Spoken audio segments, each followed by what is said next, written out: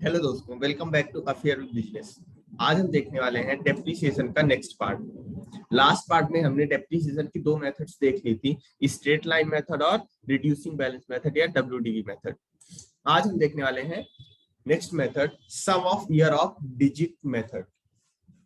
तो देखिए क्या होती है sum of year of digit method. ये बेसिकली आपका जो डब्ल्यूडीवी मेथड था ना, उसी के तरीके से होती है। मतलब जिसमें जो डेप्रिसिएशन का नेचर होता है ना, वो डब्ल्यूडीवी मेथड जैसा ही होता है। मतलब डब्ल्यूडीवी मेथड में क्या होता था कि आपका डेप्रिसिएशन ग्रेजुअली कम होता जाता था, डिक्रीज होता जाता था। मतलब अगर फर्स्ट ईयर में डेप्रिसिएशन ज्यादा होता था, फिर कम, फिर कम, फिर कम, ऐसा करके डेप्रिसिएशन आपका कम होता जाता था। सेम चीज यहाँ भी होती है। Sum of year of digit method में भी जो आपका डेप्रिसिएशन होता है वो बेसिकली फर्स्ट ईयर में ज्यादा होता है, सेकेंड ईयर में कम, फिर और कम, फिर और कम, फिर और कम, ऐसा होता जाता है। ठीक है, कैसे करते हैं, तो इसका जो नाम है ना, नाम ही बता देता है अपनी मेथड। कैसे देखिए, इसमें जो फॉर्मूला होता है डेप्रिसिएशन का वो होता है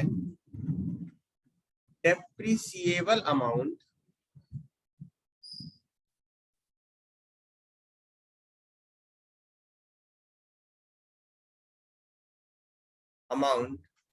मल्टीप्लाई बाय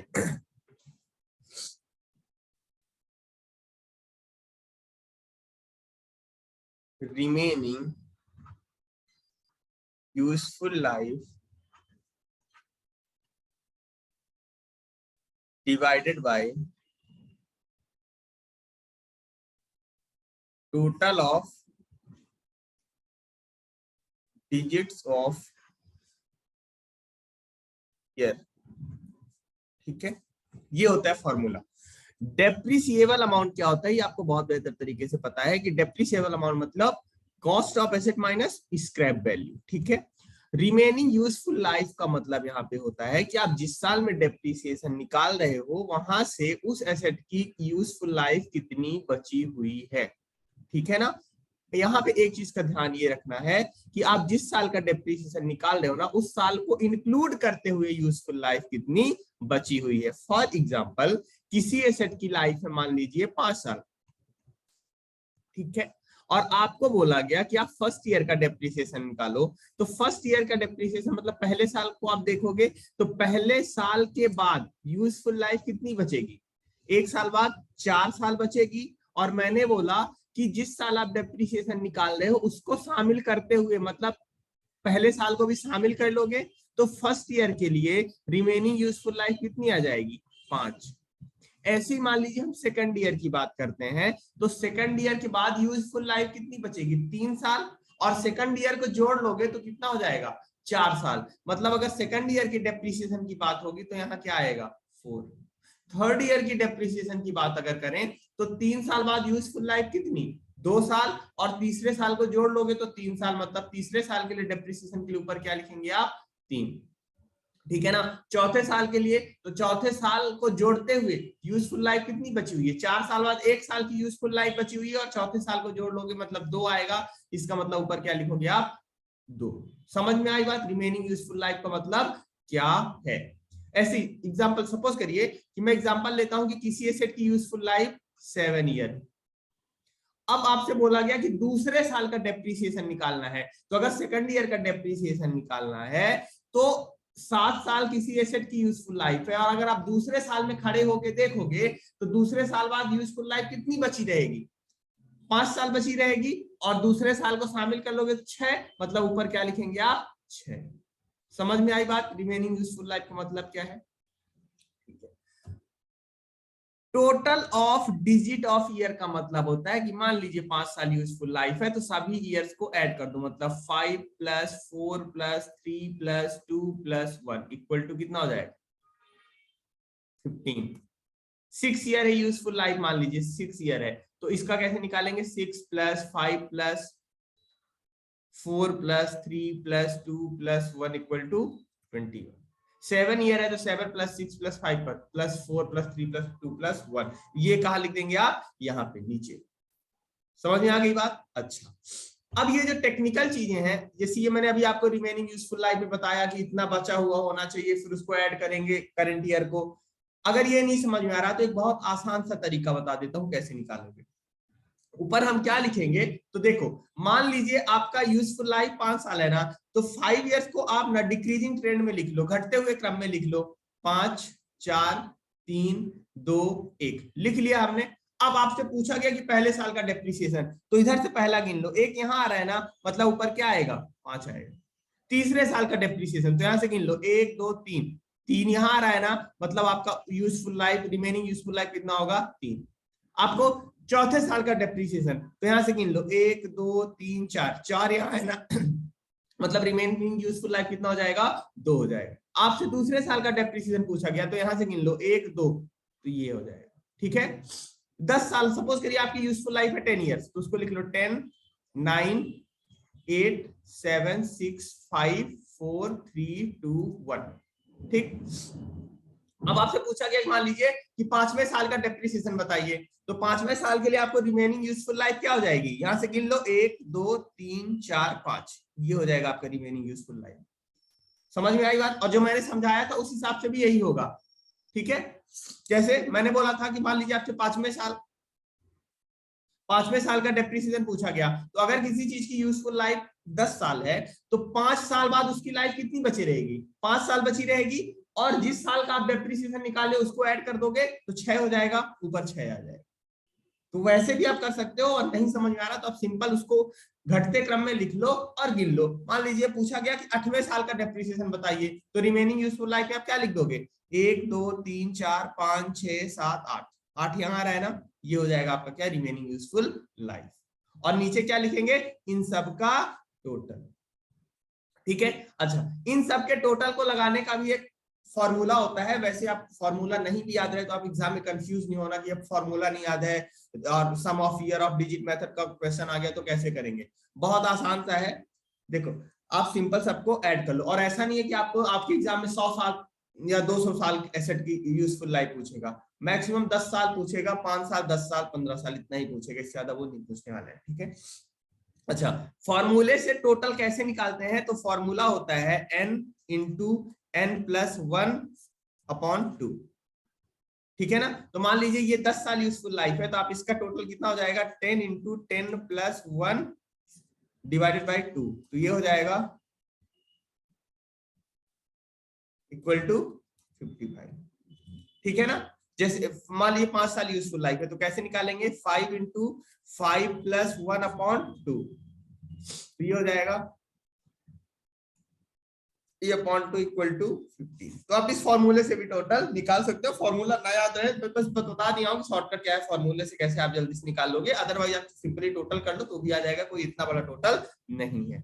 ठीक है ना, अब देखो ये तो हो गया कि कौन सा फिगर कैसे आएगा। अब एक एग्जांपल से आपको क्वेश्चन करवा देता हूं तो आपको समझ में आ जाएगा कि डेप्रिसिएशन कैसे निकालेंगे। ये देखो इसका ये टेक्निकल फॉर्मूला है, क्या है कैसे निकालेंगे डेप्रिसिएशन, तो जो उसकी कॉस्ट है उसमें से स्क्रैप वैल्यू घटा देंगे, मतलब डेप्रिसिएबल अमाउंट, उसको मल्टीप्लाई किससे करेंगे, the number of years including the present year of remaining life of the asset. मैंने ऊपर बताया था ना remaining useful life including present year, जो साल निकाल रहे हैं उसको शामिल करते हुए, और divided by total of all digit of the life of the asset. ठीक है, तो ये आपका फॉर्मूला इतना टेक्निकल नहीं भी याद रहेगा ना, तो ऊपर जो मैंने समझाया वैसे आप कर सकते।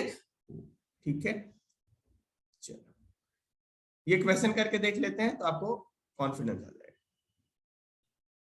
Messrs ABC limited purchase a machine for ₹5 lakh. एक मशीन खरीदी है एबीसी लिमिटेड ने 5 लाख रुपए की। Estimated useful life and scrap value पर 10 इयर्स एंड 60,000 रिस्पेक्टिवली। 10 साल यूजफुल लाइफ है और 60,000 उसकी क्या है स्क्रैप वैल्यू है। The machine was put to use on 1st of January 2019. Calculate depreciation for the year 2019, 20 and 21. अब आपको इसका डेप्रिसिएशन निकालना है। ठीक है ना, तो सबसे पहले आपका डेप्रिसिएबल अमाउंट आप निकाल लोगे।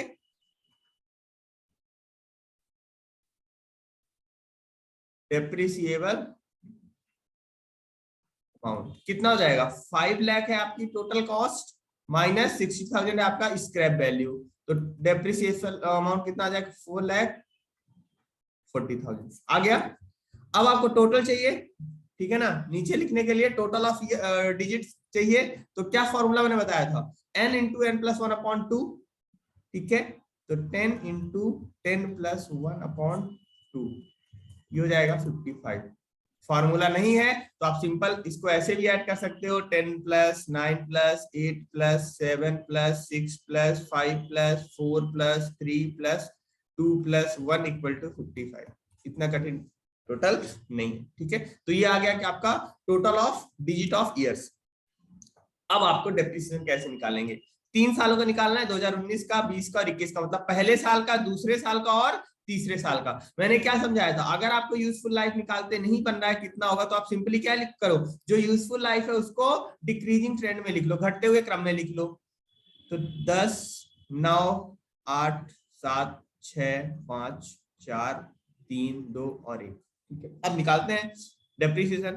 तो 2019 के लिए डेप्रिसिएशन मतलब फर्स्ट ईयर की बात कर रहे हैं ना, तो क्या हो जाएगा 4,40,000 मल्टीप्लाई बाई पहला साल। मैंने क्या बोला था, कुछ नहीं, बस यहां से गिन लो। तो फर्स्ट ईयर यहां आ रहा है ना, मतलब यहां क्या आ जाएगा 10, और टोटल ये आपने निकाला था 55।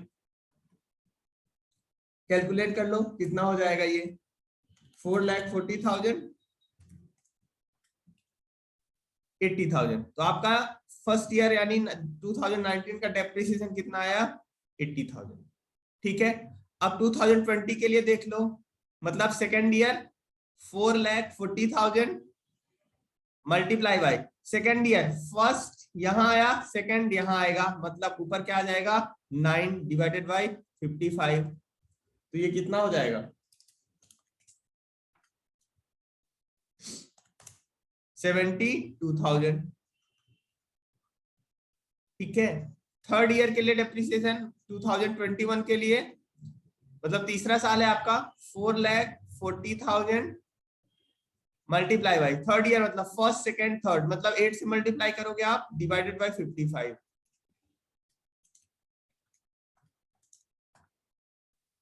ये कितना हो गया 60। तो ऐसे आप क्या निकालेंगे, sum of year of digit of total, sorry sum of digit of years method से डेप्रिसिएशन, ठीक है। तो ये हो गया अंकों की, वर्षों के अंकों की योग विधि, ठीक। तो इस तरह से आप निकालेंगे डेप्रिसिएशन। नेक्स्ट मेथड है आपकी मशीन आवर रेट, ठीक है। मशीन आवर रेट, इसमें क्या होता है बेसिकली कि जो भी आपका डेप्रिसिएबल अमाउंट होता है ना, इस मेथड में जो भी आपका डेप्रिसिएबल अमाउंट, आप ये मान लेते हो मशीन से कि ये इतने घंटे चलने वाली है, ठीक है। मान लीजिए कोई मशीन है जो 1,00,000 घंटे चलने वाली है, तो आप क्या करो कि जो डेप्रिसिएबल अमाउंट है ना, उसको 1,00,000 घंटे से डिवाइड, मतलब जितना वो मशीन चलने वाली है उससे डिवाइड कर दो, ठीक है। तो आपका ये आ जाएगा कि 1 घंटा मशीन चलेगी तो डेप्रिसिएशन कितना लगेगा, और इसके बाद जिस साल में जितने घंटे चले उससे मल्टीप्लाई कर दो, तो उस साल का डेप्रिसिएशन इसमें आ जाएगा। जिस साल मशीन ज्यादा चलेगी उस साल डेप्रिसिएशन ज्यादा रहेगा, और जिस साल मशीन कम चलेगी उस साल डेप्रिसिएशन कम रहेगा। कैसे, चलिए इसको फॉर्मूले समझ लेते हैं, सॉरी क्वेश्चन करके समझ लेते हैं, तो आपको क्लियर हो जाएगा। देखिए एक मशीन है जिसकी कॉस्ट कितनी है 30 lakh rupees, having an estimated total working 24,000, ठीक है, आवर्स। तो ये जो मशीन है वो कितने घंटे चलने वाली है, 24,000 घंटे चलने वाली है। स्क्रैप वैल्यू 2 लाख रुपए है। Anticipated pattern of distribution of effective hours is as follows, इसका मतलब हुआ कि किस साल कितना चलेगी। तो पहले से तीसरे साल में हर साल 3-3 घंटे चलेगी, चौथे से छठवें साल में हर साल 2600 घंटे चलेगी, और 7 से 10 साल में कितना चलेगी, हर साल 1800 घंटे और 1800 घंटे चलेगी। इन सबका टोटल करोगे तो 24,000 घंटे आ जाएगा। अब डेप्रिसिएशन आप कैसे निकालेंगे, तो सबसे पहले तो आप रेट निकाल लोगे। कैसे, देखो ये 30 लैक्स है और ये 2 लैक्स आपका स्क्रैप वैल्यू है, मतलब आपका जो डेप्रिसिएबल अमाउंट कितना हो जाएगा वो 28 लैक्स हो जाएगा। मल्टीप्लाई आप क्या कर दोगे, सॉरी डिवाइडेड बाय आप क्या कर दोगे, जितना मशीन टोटल चलने वाली है 24,000, और मल्टीप्लाई कितना कर देंगे आप, जितना आपकी मशीन जिस साल में चली है। तो पहले से तीसरे साल का डेप्रिसिएशन निकालने के लिए आप मल्टीप्लाई किससे करोगे 3,000 से, तो आपका पहले से तीसरे साल का डेप्रिसिएशन आ जाएगा। तो ये हो जाएगा 28 लैक्स डिवाइडेड बाई इंटू 3,000, तो ये हो गया आपका 3,50,000। तो पहले से तीसरे साल में हर साल डेप्रिसिएशन कितना लगेगा? 3,50,000। 3,50,000 पर ईयर। 3,50,000 फर्स्ट ईयर में, 3,50,000 सेकंड ईयर में, 3,50,000 थर्ड ईयर में। फिर 4 to 6 ईयर में कैसे निकालेंगे? तो further 28 lakh divided bye 24,000 multiply by, अब कितना चल रही है मशीन? 2600 घंटे। ठीक है, तो ये कितना आ गया? 3,03,333 रुपए। ये हो गया आपका चौथे साल, पांचवें साल और छठे साल का डेप्रिसिएशन। चौथे साल में इतना, फिर पांचवें साल में भी इतना, और फिर छठवें साल में भी इतना। 7 से 10 में कैसे निकालेंगे आप? अब आपसे बन जाना चाहिए। फिर से 28 lakhs divided by 24,000 multiply by 1800। ठीक है, तो आपका आ जाएगा क्या? डेप्रिसिएशन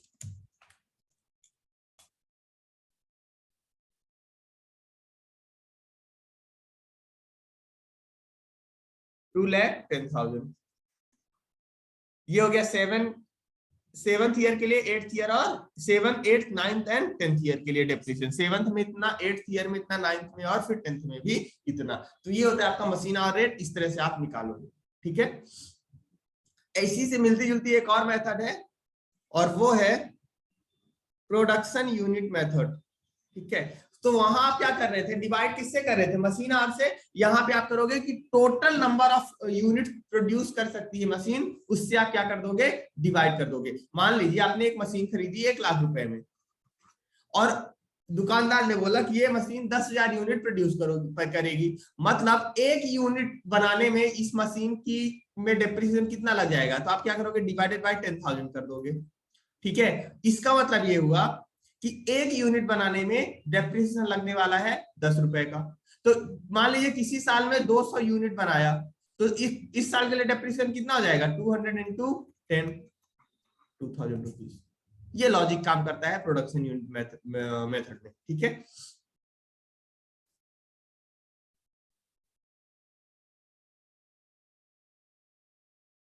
देखो क्या formula? Depreciable amount into production during the year. जितने यूनिट आपने उस साल में बनाया और divided by estimated total production, मतलब वो मशीन कितना बना सकती थी। ठीक है, इसको भी एग्जांपल से समझ लेते हैं। देखो, एक मशीन है 20 लाख रुपए की, उसका रेसिडुअल वैल्यू है 2 लाख, मतलब डेप्रिसिएबल अमाउंट कितना बचा? 18 लाख रुपए। ठीक है ना, 20 लाख में से 2 लाख हमने हटा दिया, तो 18 लाख क्या बचा आपका?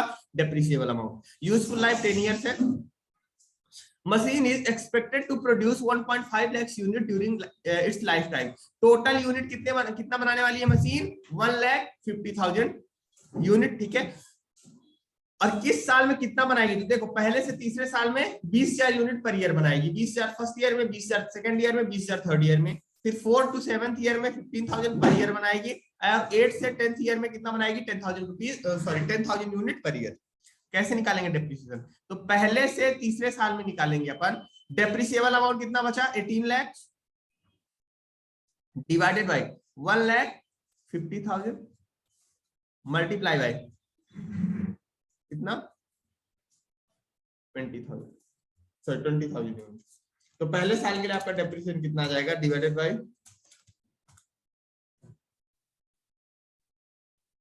2,40,000 पर ईयर। ठीक, फिर है 4 to 7।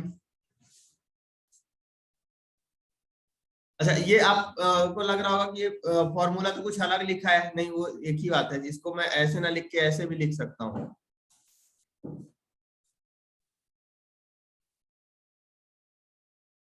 ठीक है, मैं इसको यहाँ लिखूं या यहाँ लिखूं, सेम ही चीज है।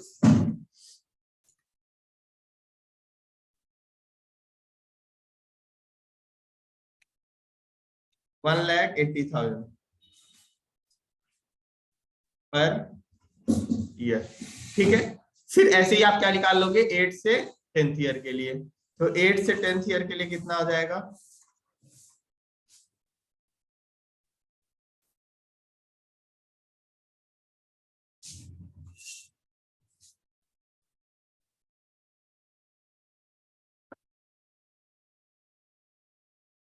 $1,20,000 पर ईयर।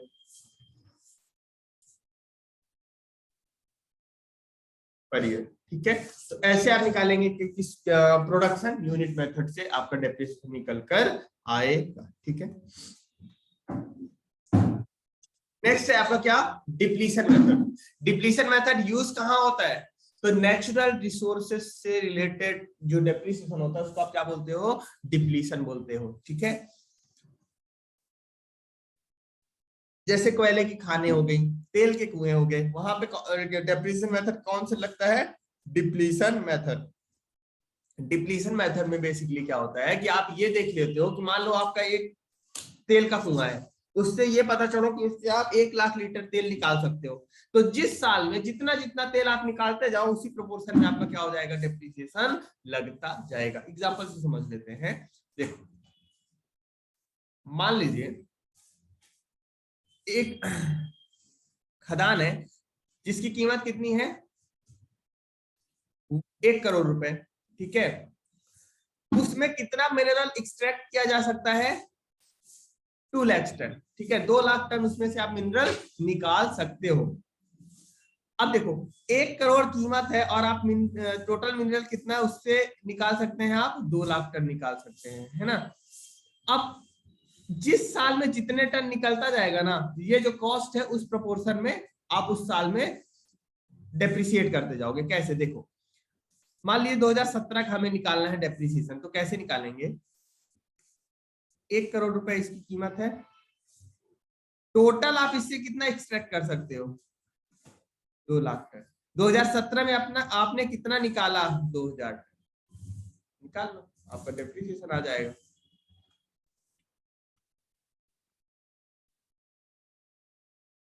₹1,00,000।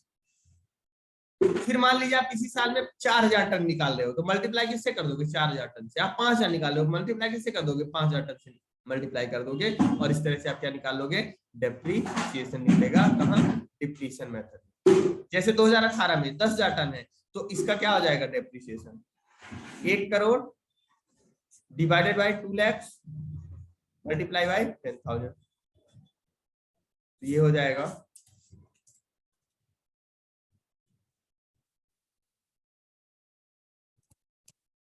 5 लाख रुपए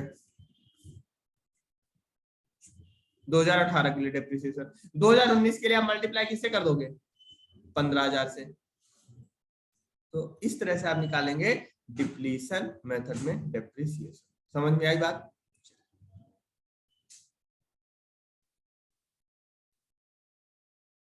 अच्छा, अब देखो ये एक नया पॉइंट है आपका कि अगर आप डेप्रिसिएबल एसेट को बेचते हो तो प्रॉफिट या लॉस कैसे निकालेंगे। तो एक चीज ध्यान रखें कि जब भी आप एसेट को बेचते हो ना, तो जिस साल में आप एसेट बेच रहे हो उस साल का डेप्रिसिएशन आप उतना ही चार्ज करोगे जितने दिन आपने यूज किया। मान लीजिए आपने एसेट 6 महीने यूज किया, तो आप डेप्रिसिएशन कितने लगाओगे उस साल के लिए, केवल 6 महीने के लिए।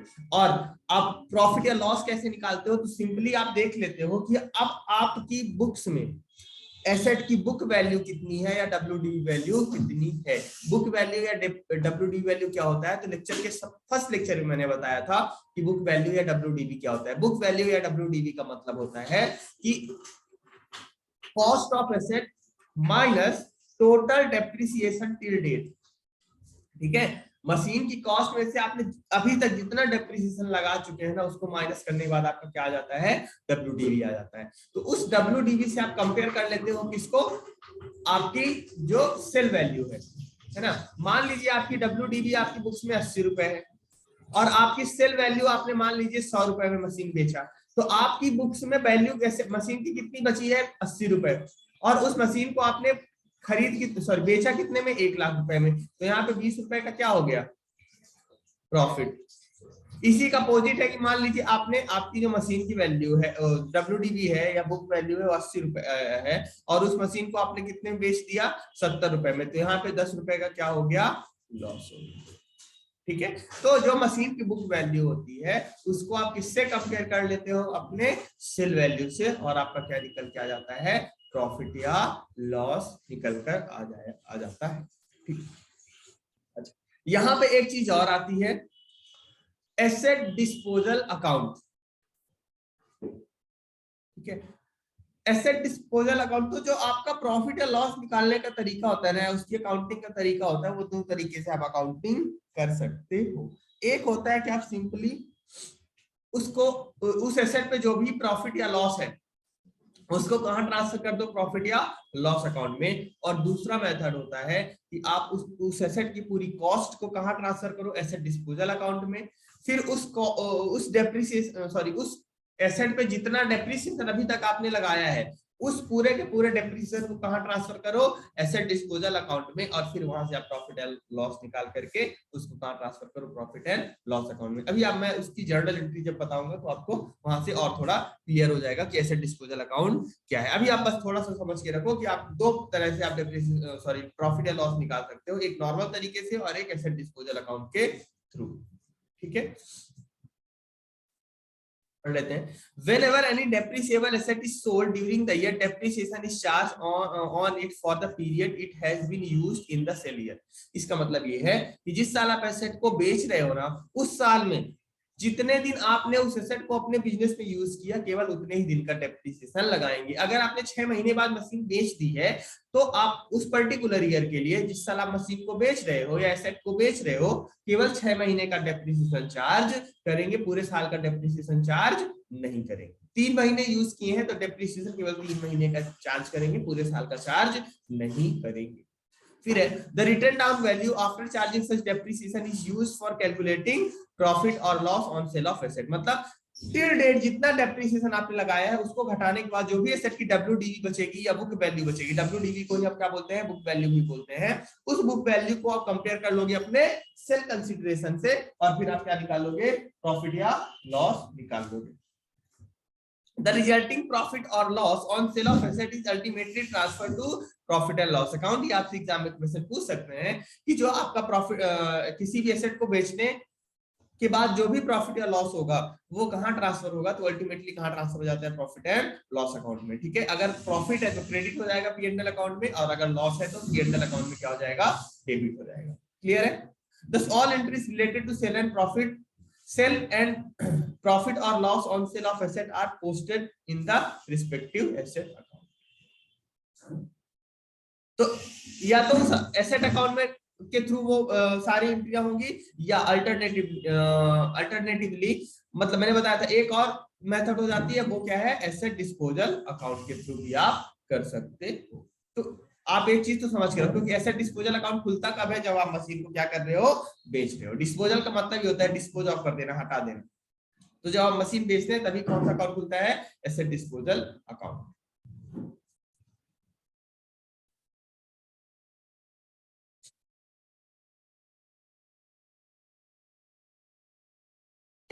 संपत्ति निपटान खाता बोलते हैं हिंदी में।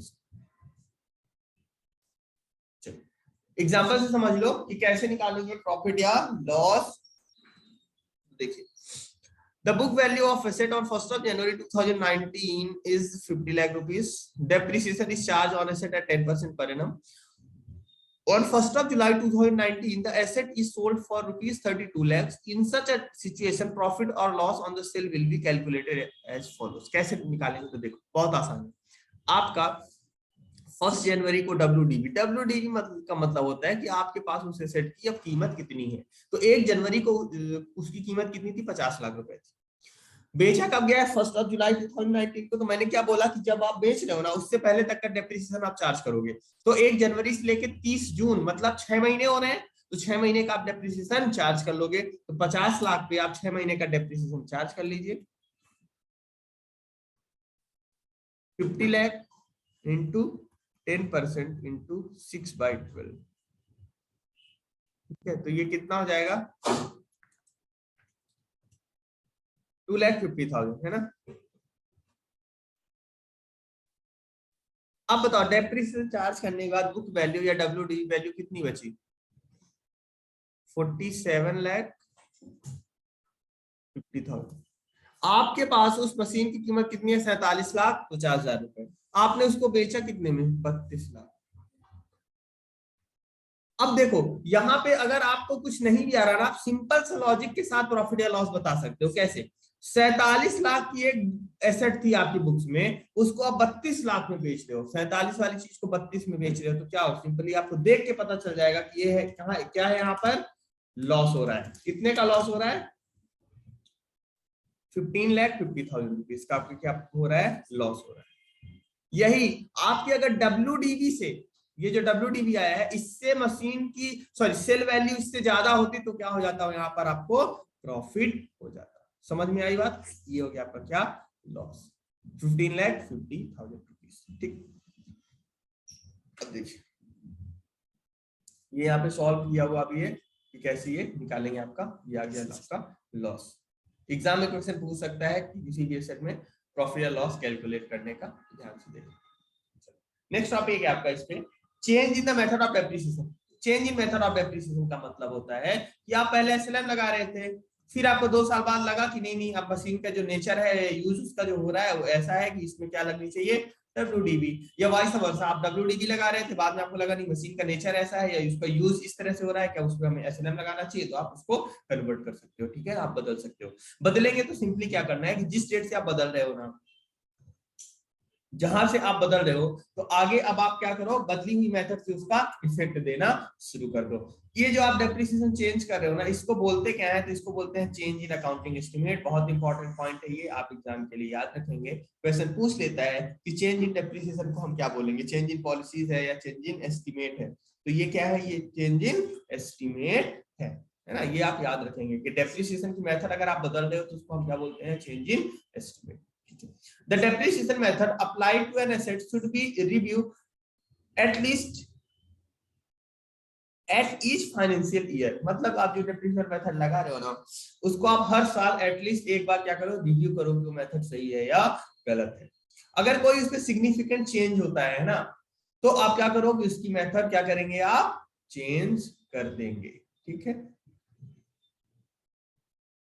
अच्छा जो भी आप चेंज करोगे ना, उसका जो भी इफेक्ट होगा उसको उस साल में सेपरेट अपने नोट्स टू अकाउंट में क्या करना पड़ेगा, डिस्क्लोज करना पड़ेगा या बताना पड़ेगा। ठीक है, और जो भी अब आपका चेंज डेप्रिसिएशन है वो आप आने वाले साल में आप चेंज डेप्रिसिएशन लगा देंगे। ठीक है, जैसे मान लिया आपकी कॉस्ट ऑफ मशीन थी 10,50,000, रेसिडुअल वैल्यू है 50,000, तो आपका यहाँ पे जो आपका डेप्रिसिएबल अमाउंट हुआ वो क्या हुआ, 10 लाख रुपए। फिर वह यूजफुल लाइफ कितनी है, 10 साल। The company charge depreciation on straight line method for the first 2 years and thereafter decided to adopt written down value method by charging depreciation at 25%. You are required to calculate depreciation for third year। तो simple है, आप 10 लाख के हिसाब से depreciation लगा रहे थे ना, तो 10 सॉरी आपकी डेप्रिसिएबल अमाउंट कितना था, 10 लाख रुपीस। स्ट्रेट लाइन आपका यूजफुल लाइफ 10 साल था, 10 साल ही था ना, हाँ 10 साल था, तो आप हर साल कितना डेप्रिसिएशन लगा रहे होगे, 1 लाख रुपीस। अब देखो ये था आपका सॉरी डेप्रिसिएबल अमाउंट, 2 साल तक आपने डेप्रिसिएशन लगाया 1 लाख रुपए पर ईयर, मतलब आपने कितना अभी तक लगा दिया है, 2 लाख रुपए। अब आपकी कॉस्ट कितनी बची, 8 लाख, सॉरी ये कॉस्ट है ना यहाँ पे 10,50,000, तो आपकी अब जो WDV बची कितनी बची, 8,50,000 रुपए बची। ये डेप्रिसिएबल अमाउंट है, 10 लाख पे आप 10 लाख के बेस पर आप डेप्रिसिएशन कैलकुलेट कर रहे थे। ठीक है ना, तो डेप्रिसिएशन तो आपको 1 लाख रुपए ही पर ईयर आएगा, लेकिन जो WDV बुक्स में बची रहेगी वो कितनी बचेगी रहेगी, 8,50,000 रुपए, क्योंकि आप बुक्स में कॉस्ट में से डेप्रिसिएशन घटाते हो, डेप्रिसिएबल अमाउंट में से नहीं। डेप्रिसिएबल अमाउंट को डेप्रिसिएशन कैलकुलेट करने के लिए यूज होता है। ठीक है ना, तो आपकी अब WDV कितनी बची हुई है तीसरे साल के शुरुआत में, 8,50,000 रुपए। अब आपको आगे से क्या करना है, 25% डेप्रिसिएशन लगाना है, वो भी WDV मेथड से। तो तीसरे साल के लिए डेप्रिसिएशन कितना हो जाएगा, 8,50,000 multiply by 25%, multiply by 25% equal to 2,12,500, 2,12,500। ये हो जाएगा तीसरे साल के लिए डेप्रिसिएशन। ठीक है,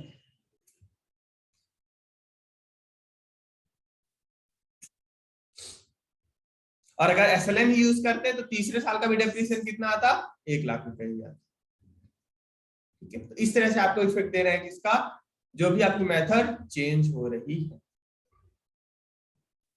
अगला है आपका कि revision of estimated useful life of property plant and equipment, मतलब अगर आपकी एसेट की यूजफुल लाइफ अगर आप रिवाइज कर रहे हो तो भी ये क्या है आपका चेंज इन एस्टिमेट है। और इसको इसका इफेक्ट कैसे देंगे, तो सिंपली आपको जिस साल से आप यूजफुल लाइफ चेंज कर रहे हो ना, तो आप देख लो उस साल में आपकी डब्ल्यूडीबी कितनी बची हुई है, और जो बची हुई डब्ल्यूडीबी है उसको आप रिमेनिंग यूजफुल लाइफ में डेप्रिसिएट कर दो। ठीक है, मान लीजिए आपकी डब्ल्यूडीबी 4 साल बाद आपकी डब्ल्यूडीबी वाली बुक्स में बची हुई है 4 लाख रुपए।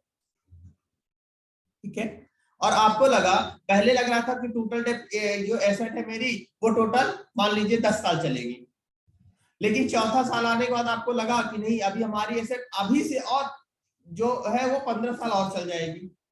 ठीक है ना, तो अब यहाँ से आप देख लो कि आपकी रिमेनिंग यूजफुल लाइफ कितनी बची हुई है। तो अगर आपको लग रहा है कि अभी यहाँ से मेरी 15 साल बची हुई है, तो डिवाइडेड बाय 15 कर दो, और जो भी आएगा यहाँ उसको आप हर साल क्या कर दो, डेप्रिसिएट कर दो।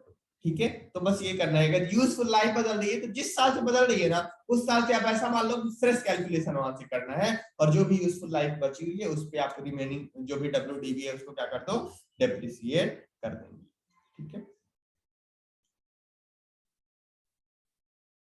देखो एग्जांपल है, अ machine costing ₹6 lakh is depreciated on straight line basis assuming 10 years working life and nil residual value। और इसका मतलब क्या हुआ कि आपका जो डेप्रिसिएशन हर साल लग रहा होगा, कितना लग रहा होगा, 6 लाख डिवाइडेड बाय 10 ईयर, मतलब 60,000 रुपीस हर साल लग रहा होगा for 3 years। The estimate of remaining useful life after third year was reassessed at 5 year, calculate depreciation for 4th year। तो सिंपल सी बात है, देखो 60,000 रुपीस आप हर साल लगा रहे हो ना, तो 3 साल तक आपने कितना डेप्रिसिएट कर दिया होगा, 60,000 इंटू 3 इक्वल टू 1,80,000 रुपीस। तो अब देखो आपके पास आपकी मशीन की कॉस्ट थी 6 लाख, इसमें से आपने 3 साल में डेप्रिसिएशन कितना लगा दिया, 1,80,000। तो अब आपकी मशीन की लाइफ कितनी बची है, मशीन की वैल्यू कितनी बची है, 4,20,000 चौथे साल के शुरुआत में। अब चौथे साल में आपको लग रहा है कि आपकी जो यूजफुल लाइफ है वो कितनी है, 5 साल है। ठीक है ना, अभी आपकी मशीन की लाइफ सॉरी एसेट की लाइफ कितनी बची हुई है, 5 साल बची हुई है। तो अब आप जो चौथे साल के बाद का डेप्रिसिएशन होगा वो कितना होगा, 5 साल के बेसिस पे होगा, तो डिवाइडेड बाय 5 कर दोगे तो ये कितना हो जाएगा। अब हर साल आप कितना डेप्रिसिएशन लगाओगे, 84,000 पर ईयर। ठीक है ना, तो चौथे साल का डेप्रिसिएशन कितना हो जाएगा, 84,000 रुपीज। ठीक है, नेक्स्ट है आपका revaluation of property plant and equipments. इसको ध्यान से समझ लो, रिवैल्यूएशन कैसे करते हैं। तो देखो रिवैल्यूएशन में होता क्या है कि अगर पहली बार आप रिवैल्यूएशन कर रहे हो, फर्स्ट टाइम अगर आप कर रहे हो और वैल्यू क्या हो रही है, इंक्रीज हो रही है। रिवैल्यूएशन का मतलब होता है कि अब जिस मार्केट वैल्यू बढ़ जाती है ना एसेट की, कई बार मार्केट वैल्यू बढ़ भी सकती है या घट भी सकती है ना, तो उसको आप अपनी बुक्स में कैसे लेकर जाओगे। तो देखो मान लीजिए आपकी 1 लाख की एसेट थी, आपको अचानक से लगा कि अब इसकी वैल्यू 1,10,000 रुपए हो गई, तो आप कैसे करोगे, तो आप सिंपली क्या करोगे, जो भी वैल्यू इंक्रीज होगी ना उसको कहां लेके चले जाओगे, रिवैल्यूएशन रिजर्व में लेके चले जाओ। ठीक है, कम हो रही है तो कहां लेके चले जाओगे, अगर मान लीजिए कम हो रही है, अगर वैल्यू कम हो रही है तो आप उसको कहां लेके चले जाओगे, चार्ज कर दोगे प्रॉफिट एंड लॉस अकाउंट। समझ में आई बात, मतलब इंक्रीज अगर हो रहा है तो एंट्री क्या बनेगी, asset account debit to revaluation reserve, और अगर वैल्यू कम हो रही है तो क्या एंट्री बनेगी, P&L अकाउंट डेबिट टू। ठीक है, तो अगर फर्स्ट टाइम रिवैल्यूएशन कर रहे हो, ठीक है, पहली बार अभी आपने शुरुआत किया है रिवैल्यूएशन का, तो वैल्यू बढ़ रही है तो वैल्यू कहां जाएगी, रिवैल्यूएशन रिजर्व में, और अगर वैल्यू कम हो रही है तो उस लॉस को कहां सीधा कहां चार्ज कर दोगे आप, प्रॉफिट एंड लॉस को। अब इसके बाद अगर सब्सिक्वेंटली रिवीजन कर रहे हो, ठीक है ना, second time, third time, fourth time, ठीक है ना, सब्सिक्वेंट रिवीजन अगर आप कर रहे हो तो उस केस में आप क्या करेंगे? तो सब्सिक्वेंट रिवीजन में ध्यान रखेंगे, मान लीजिए आप इंक्रीज कर रहे हो, तो आप एक चीज का ध्यान रखेंगे कि अगर सब्सिक्वेंट रिवीजन से पहले उसका उल्टा हो रखा है तो उस उल्टे वाले इफेक्ट को आपको पहले खत्म करना पड़ेगा, ठीक है ना। उल्टा का मतलब ये हुआ कि मान लीजिए अब आप इंक्रीज कर रहे हो, अगर पहले भी इंक्रीज हुआ था तब तो कोई दिक्कत नहीं है, अगर पहले भी इंक्रीज ही हुआ था तो आप सिंपल जो पहले इफेक्ट दिए थे वही इफेक्ट और दे लो, ठीक है ना। पहले इंक्रीज हुआ था, फिर से इंक्रीज हुआ, तो पहले आपने रिवैल्यूएशन रिजर्व में चार्ज किया था, इस बार जितना इंक्रीज कर रहे हो उसको भी क्या कर लो, रिवैल्यूएशन रिजर्व में चार्ज कर लो। डिक्रीज हो रही है, तो अगर पहले भी डिक्रीज हुई थी और फिर से डिक्रीज हो रही है तो कुछ नहीं, पहले भी आपने पी&एल में चार्ज किया था, इस बार जितना डिक्रीज हो रहा है उसको भी पी&एल में चार्ज कर दो। लेकिन अगर सब्सिक्वेंट रिवीजन से पहले कुछ उल्टा हो चुका था, इसका मतलब है कि मान लीजिए अब आप इंक्रीज कर रहे हो लेकिन पहले डिक्रीज हो चुका था, तो वो जो डिक्रीज है ना उसके इफेक्ट को आपको खत्म करना पड़ेगा। तो मान लीजिए पहले कोई एसेट डिक्रीज हुई थी, तो डिक्रीज हुई थी, मान लीजिए यहाँ पे कोई एसेट 100 रुपए से डिक्रीज हुई थी, ठीक है, और अब आप 120 रुपए से इंक्रीज कर रहे हो, तो आप क्या करोगे कि जो 100 रुपए है ना, तो जब डिक्रीज हुआ था तो पी&एल डेबिट कर दिए थे आप 100 रुपए से, तो अब आप क्या करोगे, 100 रुपए से पी&एल को क्या करोगे, क्रेडिट कर दोगे, और जो बाकी 20 रुपए है उसको कहां लेके चले जाओगे, रिवैल्यूएशन रिजर्व में। समझ में आई मेरी बात? पुराने वाले इफेक्ट को आपको क्या करना पड़ेगा, खत्म करना पड़ेगा। आपने 100 रुपए से डेबिट कर रखा था पी&एल को, तो यहाँ से हमने 100 रुपए से क्रेडिट करके उसके इफेक्ट को खत्म किया और 20 रुपए कहां लेके चले गए, रिवैल्यूएशन रिजर्व में। अब आपका क्वेश्चन होना चाहिए, चलिए सर 120 रुपए था, हमें हमारे लिए सफिशियंट था, हमने उसको रिवर्स कर दिया। अगर मान लीजिए 80 रुपए से हम इंक्रीज कर रहे होते तो क्या करते? तो अगर 80 रुपए से इंक्रीज कर रहे होते ना, तो सबसे पहले तो पुराने इफेक्ट को ही खत्म करते, तो पी&एल को क्रेडिट कर देते 80 रुपए से, और अभी भी 20 रुपए का पी&एल का इफेक्ट बाकी है, तो फ्यूचर में जब फिर से कभी इंक्रीज होता तो उस इफेक्ट को फिर 20 रुपए खत्म करते, ठीक है ना। तो पहले आप पुराने इफेक्ट को खत्म करेंगे सब्सिक्वेंट रिवीजन में, ठीक है। अब मान लीजिए हम डिक्रीज कर रहे हैं सेट को, और उससे पहले डिक्रीज हो चुका था तो कोई दिक्कत ही नहीं है, पहले भी पी&एल में चार्ज था, अभी भी पी&एल में चार्ज होगा। लेकिन अगर अभी हम डिक्रीज कर रहे हैं एसेट की वैल्यू को और पहले वो इंक्रीज हो चुकी थी, तो अगर पहले इंक्रीज हुई थी मतलब वो कहां गई होगी, रिवैल्यूएशन रिजर्व में गई होगी, और अब डिक्रीज हो रही है ना, तो उस रिवैल्यूएशन रिजर्व को पहले खत्म करो। तो मान लो पहले वो, मान लीजिए 50 रुपए से रिवैल्यूएशन रिजर्व बना हुआ है और आप यहाँ पे डिक्रीज कर रहे हो वैल्यू 60 रुपीज से, तो 50 रुपए आप कहाँ चार्ज कर दोगे, रिवैल्यूएशन रिजर्व को डेबिट कर दोगे 50 रुपए से, और 10 रुपए से किसको डेबिट कर दोगे, प्रॉफिट एंड लॉस अकाउंट को डेबिट कर दोगे। समझ में आई बात? तो पहले अगर फर्स्ट टाइम किसी एसेट का रिवैल्यूएशन हो रहा है तो कुछ नहीं, इंक्रीज हो रहा है रिवैल्यूएशन रिजर्व में, डिक्रीज हो रहा है तो कहाँ चला जाएगा, प्रॉफिट एंड लॉस अकाउंट में। सब्सिक्वेंट रिवीजन अगर हो रहा है, ठीक है ना, तो सब्सिक्वेंट रिवीजन के केस में अगर पहले रिवीजन हो चुका है और उल्टा रिवीजन हो चुका था, मतलब अगर आप इंक्रीज कर रहे हो और पहले डिक्रीज हुआ तो पहले डिक्रीज वाले इफेक्ट को खत्म करो, या अब डिक्रीज कर रहे हो पहले इंक्रीज हो चुका था तो पहले इंक्रीज वाले इफेक्ट को खत्म करो, और इसके बाद जो भी बचा हुआ अमाउंट है उसका इफेक्ट देंगे, ठीक है ना। तो ये हो गया आपका क्या, revaluation of property plant and equipment. अच्छा, अब रिवैल्यूएशन होने के बाद डेप्रिसिएशन कैसे चार्ज करोगे, तो कुछ नहीं करना है, रिवैल्यूएशन के बाद जो भी वैल्यू आएगी ना, जो भी बचा हुआ यूजफुल लाइफ हो गया उसमें आपको उसको क्या कर दोगे, सॉरी उसको आप क्या करोगे, डेप्रिशिएट कर दोगे, ठीक है। तो ये हो गया आपका रिवैल्यूएशन। इंक्रीज है, ठीक है ना, कहां आप इसको क्रेडिटेड डायरेक्टली टू ऑनर्स, ठीक है ना, इंटरेस्ट किसमें, रिवैल्यूएशन सरप्लस नाम से या रिवैल्यूएशन रिजर्व नाम से। एक्सेप्शन इसका क्या है, तो अगर ये सब्सिक्वेंट इंक्रीज है और पहले डिक्रीज हुआ था तो क्या करेंगे, recognise in the statement of profit and loss to the extent, ये एक्सटेंट नहीं extent that it reverse a revaluation decrease of the same asset previously recognized in the statement of profit and loss account। उसका मतलब ये है कि पहले आपने जितने से उसको डिक्रीज कर रखा था ना, उसको पहले आप क्या करोगे, उसके इफेक्ट को खत्म करोगे, ठीक है। फिर सेम चीज डिक्रीज में मैंने बता दिया, डायरेक्ट आप कहां चार्ज करो, charge to the statement of profit and loss account, आप पी&एल में चार्ज करोगे, लेकिन अगर वो पहले इंक्रीज हो रखा है तो उसको पहले क्या करेंगे आप रिवैल्यूएशन सरप्लस से हटाएंगे। ठीक है, तो ये हो गया आपका क्या, रिवैल्यूएशन ऑफ एसेट। डेप्रिसिएशन कैसे चार्ज करेंगे, इस एग्जांपल से आपको समझ में आ जाएगा। देखो एक मशीन थी 12 लाख रुपए की, स्ट्रेट लाइन मेथड से आप डेप्रिसिएशन चार्ज कर रहे थे, जीरो रेसिडुअल वैल्यू है, इसका मतलब आपका डेप्रिसिएशन हर साल का कितना आ जाएगा, 12 lakh divided by 10 years equal to 1,20,000 rupees per year. ठीक है, at the end of third year, तीसरे साल के बाद क्या हुआ कि उस पे आपने अपवर्ड रिवैल्यूएशन कर दिया 60,000 का, and remaining useful life was reassessed at 90 years. Now sir बोला फोर्थ ईयर के डेप्रिसिएशन निकालो, तो सिंपल सा बात है, फोर्थ ईयर के लिए पहले तो डब्ल्यूडीवी निकाल लो भाई। तो 12 लाख माइनस 1,20,000, 1,20,000, 1,20,000, 3 बार चार्ज हुआ होगा ना, मतलब 1,20,000 मल्टीप्लाई बाय 3, 3,60,000।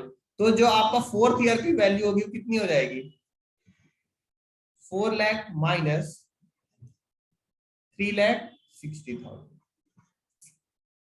तो ये कितना हो जाएगा, 8,40,000 रुपीज फोर्थ ईयर में। अब फोर्थ ईयर में क्या बोला गया, अपवर्ड रिवैल्यूएशन है 60,000 रुपीज का, मतलब इसमें 60,000 आपकी मशीन की वैल्यू और बढ़ जाएगी।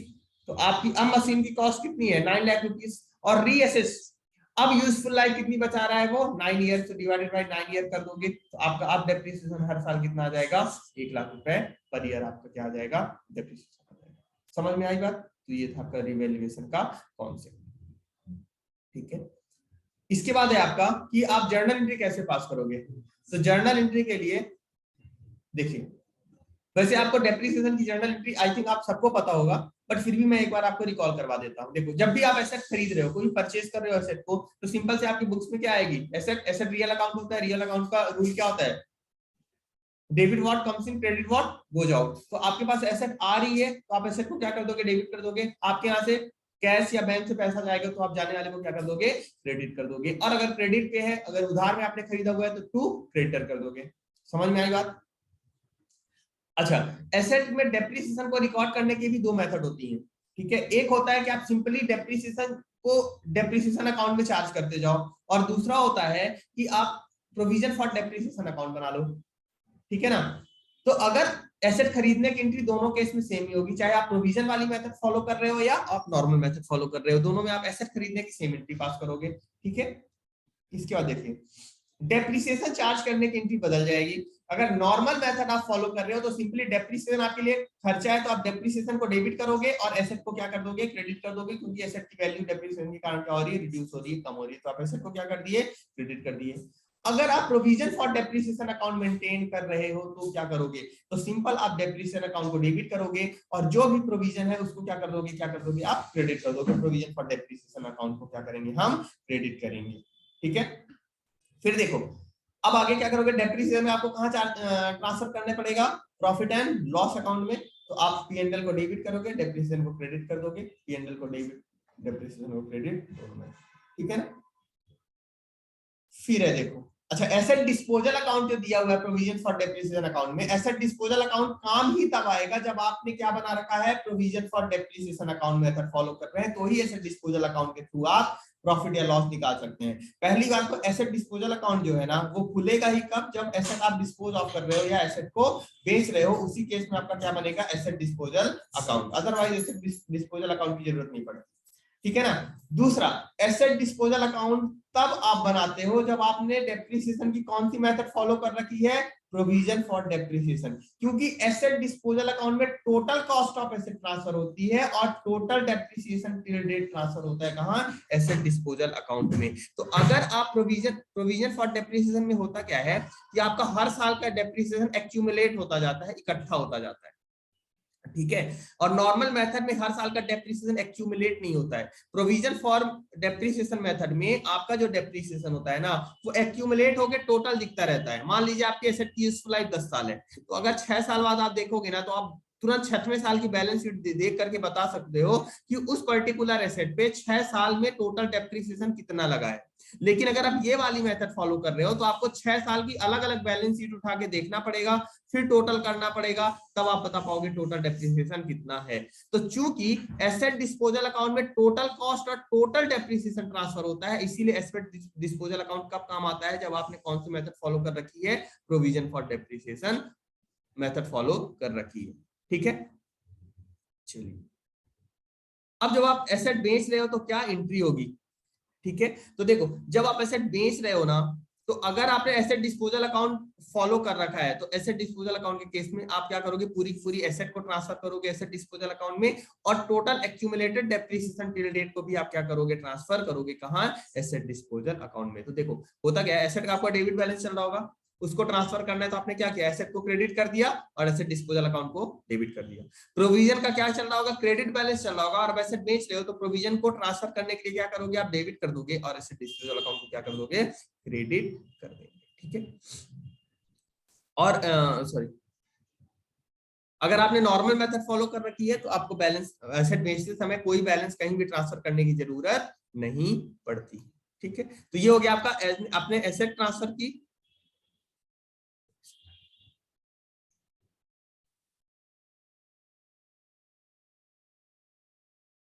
ये आपने एसेट का बैलेंस ट्रांसफर कर दिया।